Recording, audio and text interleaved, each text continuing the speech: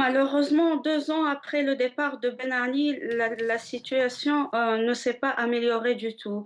Je dirais que la plupart des objectifs de la révolution tunisienne n'ont pas été réalisés jusqu'à maintenant. Quand on voit la situation de l'économie, quand on voit les atteintes sur les droits de l'homme et les libertés, les conditions sociales des gens.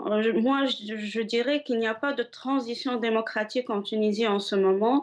Euh, je dirais que la situation va de mal en pis en Tunisie. Qu'est-ce qui vous choque le plus sur le front des libertés? Vous venez d'en parler. Pardon, Qu'est-ce qui vous choque, j'arrive pas. qu'est-ce qui vous choque le plus sur le front des libertés? Vous dites qu'il y a moins de liberté, que les droits de l'homme sont bafoués. Est-ce que vous pouvez nous donner des exemples, nous dire ce qui vous Oui, choque le oui, plus?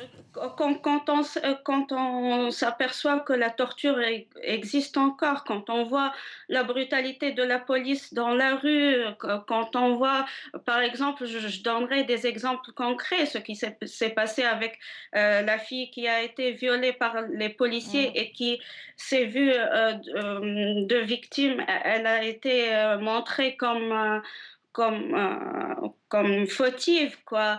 Il y a des atteintes sur la liberté d'expression. Quand on voit ce qui s'est passé avec certains journaux en Tunisie, quand on voit des procès contre des médias, donc ça se passe chaque jour. Comment est-ce que vous l'expliquez?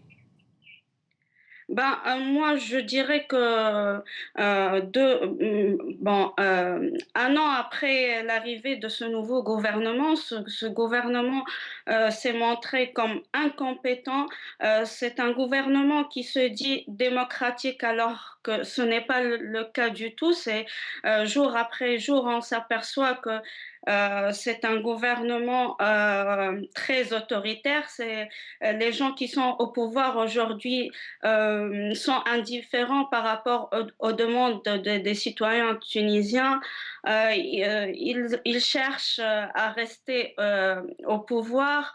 Moi, je vois une nouvelle dictature qui s'installe en Tunisie. Est-ce que vous pensez que l'opposition peut réagir comme elle le fait, par exemple, en ce moment en Égypte?